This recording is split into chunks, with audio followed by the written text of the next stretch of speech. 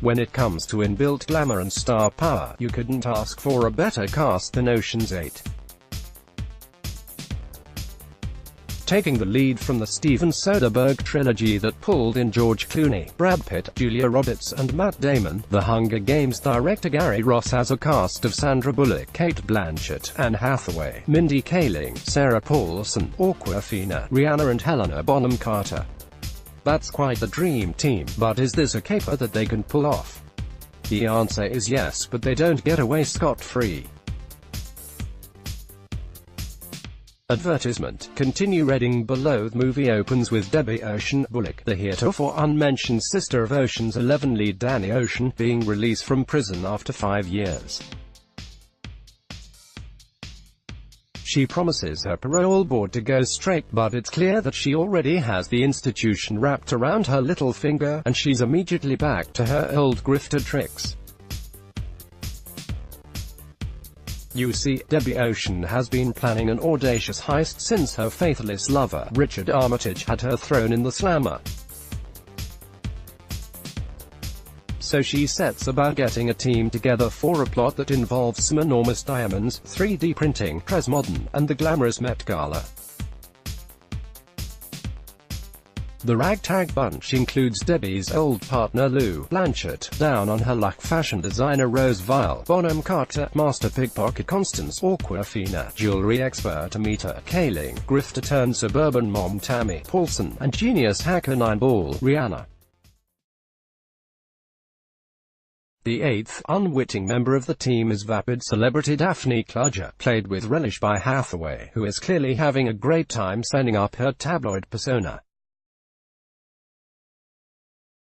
And the cast is fabulous. They stalk the halls of New York's Metropolitan Museum, dodging A-list cameos and exuding charisma at every corner with the confidence of true con artists. The script is unassuming but dryly witty, and standout lines like Debbie's "a him gets noticed, a her gets ignored," and "for once we want to be ignored" succinctly highlight the credentials of the all-female reboot, rather than bashing the audience over the head with a message that may or may not be as feminist as it thinks it is. Copyright Warner Brothers.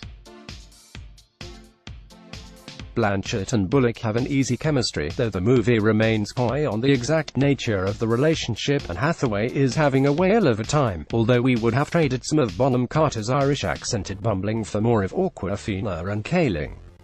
As for Rihanna, her screen time is unsurprisingly limited and her role understated, but the star power inherent in her presence cannot be denied.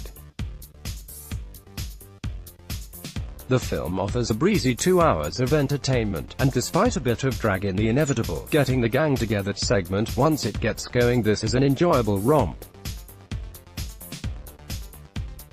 115 minutes flash by, with all the chopping between elements of the heist you would expect. Copyright Warner Brothers.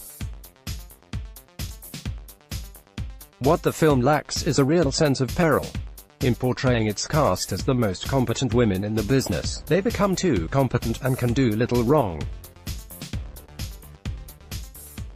The film lacks a dangerous energy that you would imagine is part of a grand heist.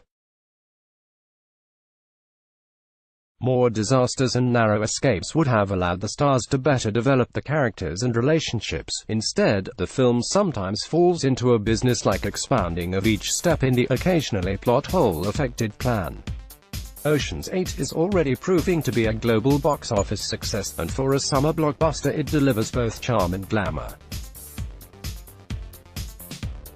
But there is definitely a sense that with such a strong cast it could have shone even brighter.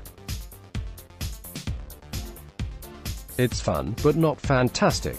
Ocean's 8 is out in the US now and will be released in the UK on June 18th. Director Gary Ross, starring Sandra Bullock, Cate Blanchett, Anne Hathaway, Mindy Kaling, Sarah Paulson, Awkwafina, Rihanna, Helena Bonham Carter. Running time 115 minutes. Certificate 1201. Up to the minute entertainment news and features.